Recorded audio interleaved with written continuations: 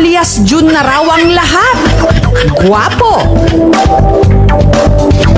masipag, at matalino. Pero sa kabila nito,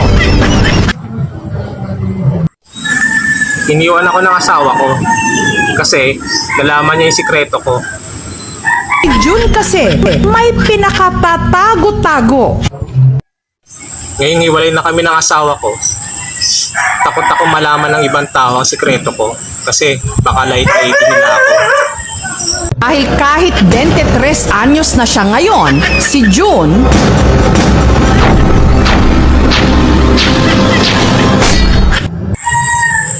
Supot pa po ako, hindi pa po ako tuli. malaking kahihiyan para sa mga kalalakihan kapag nagkaedad na hindi pa natutuli. Ito ang kalbaryo ni Jun. Pagka-graduate noong elementary, niyaya raw si Jun ng kanyang mga kababata na magpatuli pero hindi siya sumabay. Noon pa po nila ako gustong isabay na magpatuli pero hindi po ako sumabay. Kasi nga po, takot po ako na baka masakit, saka baka humamaga. Takot po kasi ako saka nangangatog po ako pag ganun. Saka yung akin po, yung ano ko po, hindi pa rin po nakalabas yung ulo. Ganito pa po Kaya yun, hindi rin po ako sumabay. Kasi nga masakit. Takot po talaga ako.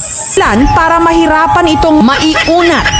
Sa ganitong sitwasyon, maaaring mas maging mahirap ang pagtutuli. Or natin, dapat tuli. Pangalawa, mas mababa ang incidence ng malignancy or cancer pag ang pasyente ay tuli. Ang health benefits kasi nun, malinis ang ari mo. Sa edad niyang 23 anyos, lakas loob na kaya si Jun na magpapatuli.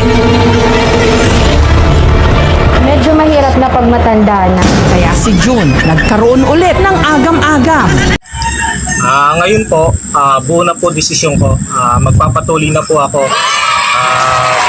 Hindi na po ako kakabahan. Buong-buo na po desisyon ko. Kaya po sa mga supot pa po dyan, sabay-sabay na po tayo magpatuloy. Para po malinis po. Sige na po, sabay-sabay na po tayo. Tara. Makalipas ang halos 2 linggo, heto na si Jun ngayon. Sa kaso ni Jun, it's never too late. It's never too late na magpatuli.